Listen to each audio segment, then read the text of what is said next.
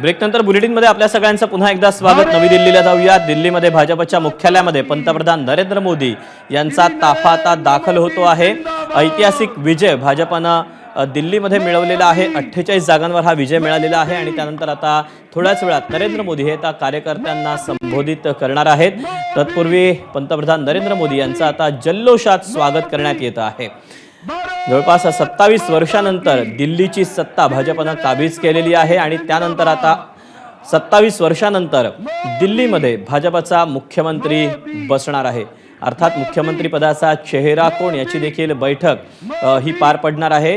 पण आता दिल्लीमध्ये भाजपचं मुख्यालय असलेल्या ठिकाणी भाजपचे बडे नेते मंत्री सगळे दाखल झालेले आहेत आणि आता पंतप्रधान नरेंद्र मोदी देखील त्यांचं संबोधन या ठिकाणी करणार आहेत। कार्यकर्त्यांचा जोश वाढवणार आहेत। आता मोदी कुठल्या मुद्द्यांना स्पर्श करतात पाहणं महत्त्वाचं ठरणार आहे। श्री नरेंद्र मोदी, श्री नरेंद्र मोदी, मोदी मोदी मोदी। तेव्हा दिल्ली मुख्यालयामध्ये मोदी मोदी असा जोरदार जल्लोष केला जातोय। दिल्लीमधल्या निवडणुकीमध्ये अर्थातच पंतप्रधानांचा चेहरा हा घेऊन भाजप ही निवडणुकीला सामोरं गेलेली होती आणि स्वाभाविकच या चेहऱ्याला पुन्हा एकदा दिल्लीकरांनी साथ दिलेली आहे। या भाजपच्या मुख्यालयामध्ये आता भाजपचे राष्ट्रीय अध्यक्ष JP नड्डा यांच्यासह अमित शाह असतील, निर्मला सीतारामन असतील, अश्विनी वैष्णव असतील हे मुख्यालयामध्ये दाखल झालेले आहेत। तर मोठ्या संख्येनं कार्यकर्ते देखील आलेले आहेत। भाजपचे विजय उमेदवार देखील या ठिकाणी दाखल झालेले आहेत। त्यामुळे आता पंतप्रधान नरेंद्र मोदी आता संबोधन करताना काय नेमका कानमंत्र देतात हे पाहणं तितकंच महत्त्वाचं असणार आहे। ऐतिहासिक असा हा विजय भाजपसाठी देखील ठरलेला आहे। जवळपास 27 वर्षांनंतर दिल्लीमध्ये भाजपनं पुन्हा एकदा सत्ता काबीज केलेली आहे। आता या निवडणूक निकालानंतर भाजपचं देशभर सेलिब्रेशन सुरू आहे। महाराष्ट्रामध्ये देखील भाजपला अभूतपूर्व यश मिळालेलं होतं। त्यानंतर आता भाजपनं देखील दिल्लीमध्ये आर्थिक राजधानीनंतर आता देशाची राजधानी असलेल्या दिल्लीमध्ये देखील असं ऐतिहासिक यश मिळवलेलं आहे।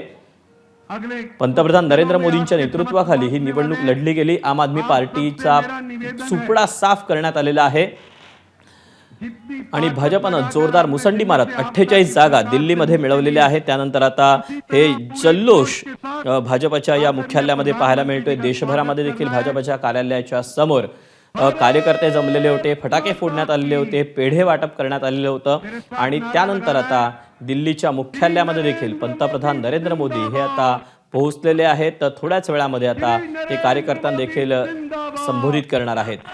भव्य दिव्य असं यश मिळाल्यानंतर आता भव्य दिव्य देखील सेलिब्रेशन भाजपकडनं करण्यात येत आहे। मोदी मोदी असा नारा देखील कार्यकर्त्यांकडून देण्यात येतोय। मोदी मोदी मोदी मोदी मोदी मोदी मोदी मोदी मोदी मोदी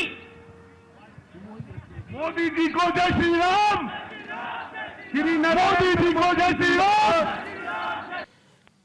तेव्हा निवडणूक देशाची असो किंवा राजधानी दिल्लीची भाजपचा एकच मोठा चेहरा सातत्यानं पाहायला मिळालेला आहे तो म्हणजे अर्थातच नरेंद्र मोदींचा आणि दिल्लीच्या बाबतीतही तसंच झालं। मोदींनी दिल्लीच्या प्रत्येक मोठ्या मतदारसंघामध्ये सभा घेतलेल्या होत्या, प्रचार सभा घेतलेल्या होत्या आणि अगदी संसदेत देखील जे नुकतंच त्यांनी राष्ट्रपतींच्या अभिभाषणाला उत्तर दिलेलं होतं, ज्यावर निवेदन केलेलं होतं, त्यामध्ये देखील त्यांनी शीश महलचा मुद्दा उचलून धरलेला होता आणि आम आदमी पार्टीला त्यांनी लक्ष केलेलं होतं।